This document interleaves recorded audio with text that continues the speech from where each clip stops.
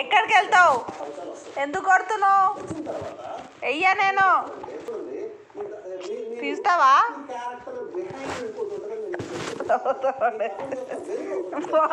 నడా ఎలా వెళ్ళు. లాడు ఎక్కువైంది నీకు. లాడు లేవు. వెళ్ళు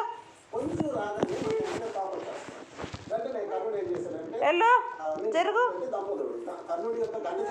ఏంది మంచిగా వచ్చి వంటున్నావు? అరే ఎల్లు బే. అరే ఎల్లు. లాడు ఎక్కువైతుంది నీకు. మమ్మీ లాడే ఎక్కువైంది నీకు. ఏపో వెయ్యా వెళ్ళిపో.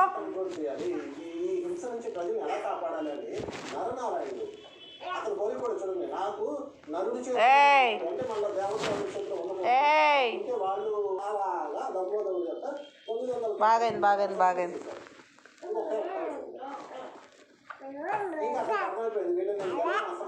ఆడపడేసిన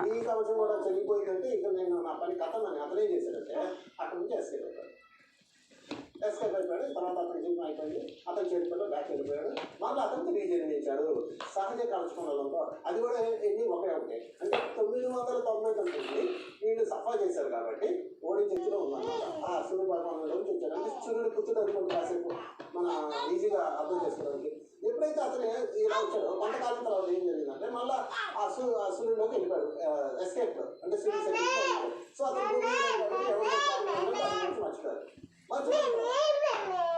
కొంతకాలం గడిచిపోయింది. కొన్ని విధాలు గడిచిపోయి టైం అంతా ఈ నరనారాయణుడే ఇప్పుడు మనం చూస్తున్న బద్రీనాథ్ టెంపుల్ నారాయణుడు.